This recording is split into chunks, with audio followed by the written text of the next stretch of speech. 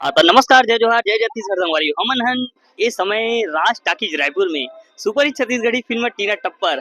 तो दोस्त मन आए भाई बंधु मन अब पुछबो एकर मन से फुल एक्साइटेड है भाई मन देखे बर के बजे का संगवारी हो 12 बजे 12 बजे का है, लेकिन अभी देखना के बजे का हमला पिक्चर 3 बजे। कार की 12 बजे के टिकट नहीं मिलत रही से, हाउसफुल हो गई से और अभी भी हाउसफुल होने की आशंका है, माने बहुत कम टिकट बचे हैं। अब भाई मन फिर देखी फिर बताई पिक्चर के का रिपोर्ट है कैसे ला भयंकर एक्साइटेड है भाई मन। कहाँ संगवारी हो बने रहो राज टाकीज रायपुर में। गजब भीड़ हवे अभी।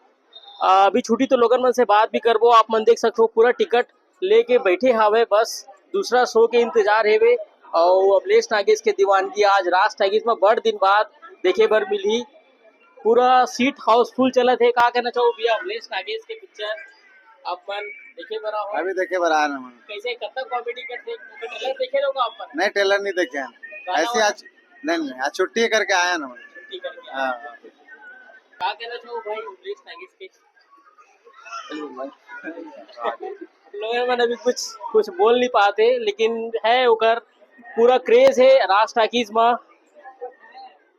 आप देख सकते हो कि ये पूरा ग्राउंड है अभी और पूरा अंदर अभी सीट पूरा हाउसफुल है।